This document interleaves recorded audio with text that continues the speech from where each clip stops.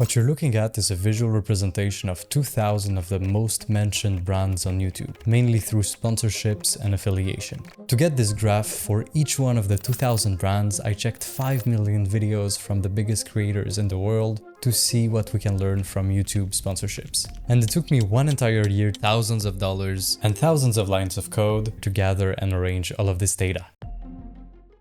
When I got started, I had 3 goals. 1. I wanted to find which brands are the most mentioned by YouTubers on the platform. 2. I wanted to find which YouTubers mention the most brands. And 3.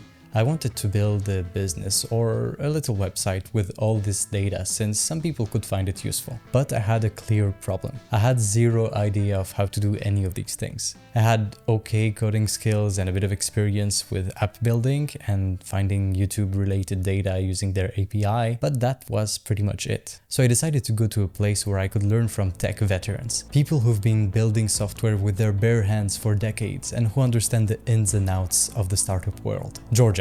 I went to Georgia. And if you thought that I would go to San Francisco, capital of innovation, where the best minds create world-changing tech, I could have gone there. But I still chose to go to a ranch in the countryside. And weirdly enough, it ended up being an amazing decision. You see, I had signed up for a coding bootcamp hosted by Ryan, who has built, bought and sold a bunch of startups, and Tony, who owns and manages a web development agency. The bootcamp lasted for 2 weeks and we were 8 students. Each one of us had different goals, whether it was becoming better at coding or building a startup prototype. On my side, my goals were to create a first prototype of an app that would find YouTube sponsorships, level my coding skills, and see if what I wanted to build was even possible. So I got to work and I started designing the first prototypes in Figma and quickly moved to tinkering with different solutions to get all the data I needed.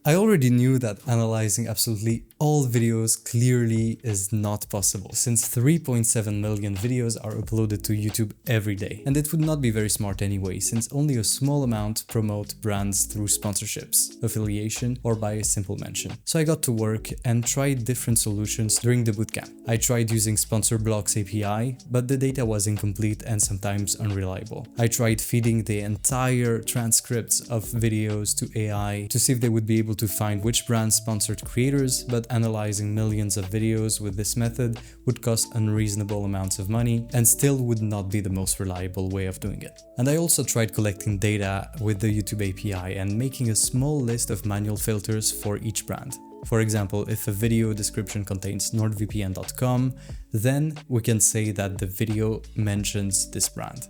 It's obviously a bit more complicated than that, but this solution ended up being the one I chose as it was more reliable, even if it was more time consuming on my side. Ryan and Tony were a huge help during the bootcamp, and I got to understand better what I had to build and how to build it.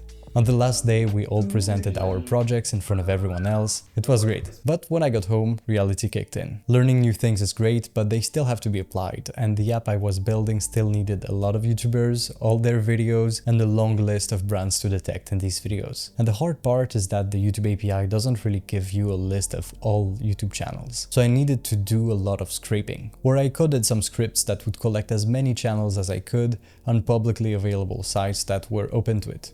But it took multiple weeks to get hundreds of thousands of YouTubers. I then had to collect all the videos of the YouTubers, and this was pretty easy to do with the API, but took a lot of time as well. At the same time, I had to make a big list of brands and write filters for each one of them to be able to detect them with my app. I even ended up paying some friends to help me with this. So I now know all the brands, which is a rare party trick, I guess. Not sure if it's a good one though. And by making progress little by little on evenings and weekends, getting to 5 million videos took around 10 months. 10 months where I had to constantly tweak the algorithms, fix broken things in the database, delete chunks of data and restart, tweak filters, or bypass things like link shorteners. But at last, I finally reached 5 million videos, 200,000 YouTubers, and 2,000 brands. So let's see what I found. So we can see that the videos I analyzed are as old as 2006, but they mostly come from the last few years since the scripts I wrote get a lot of data from recent videos from YouTubers. Out of 5 million videos analyzed, not all actually mention brands, since only 662,000 or 13% mention at least one brand for my list. list. Oh, and if you don't like pie charts, it looks like this with a column chart. So now we get to the interesting question of what are the most promoted brands by YouTubers. In number 1 position we find NordVPN. What were you expecting?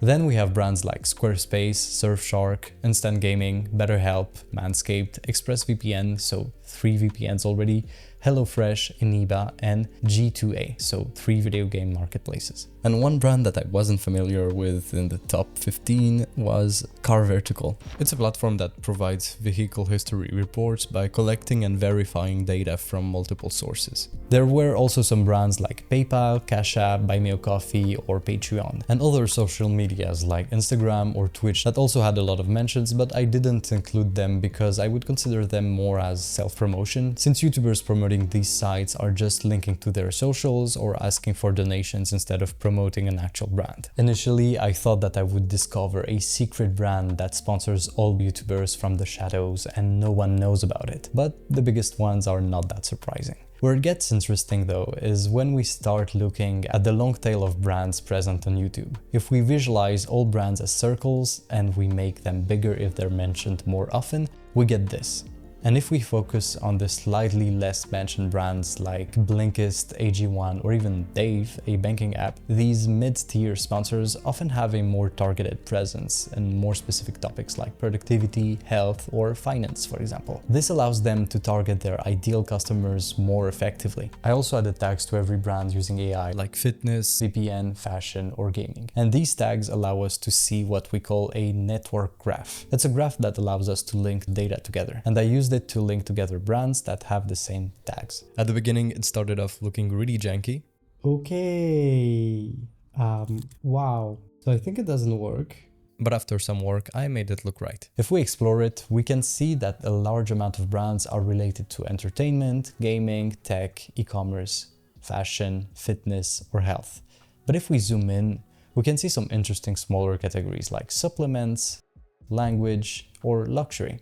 And to me, that's where the real value is for YouTubers or brands, because it allows both to have a better understanding of their niche and find people who are a better fit for a partnership, whether it's for affiliation or sponsorships. For example, if you're a new supplements brand, you might just want to check who AG1 sponsors to find content creators to work with. And if you're a fitness content creator, you might just look at which brands collaborate with YouTubers who make similar content to you. Working with people in the same niche can help brands get higher return on investment and a more lucrative sponsorship deal for the creator. So it's a win-win situation. Now, there are still a few limits to the data since I used limited resources. So it's not 100% perfect, even if I spent a lot of time improving it already. Sometimes people mention a brand without being sponsored or affiliated with it. Not all video data is 100% up to date, because I don't have unlimited YouTube API credits. Some creators edit out sponsors off of videos, change their descriptions, or make some sponsored videos private, for example. And I might have also missed some big brands that target a market where I don't speak the language. But in general, I'm really happy with the result. I don't think that the top 5% of sponsors is that surprising for most people,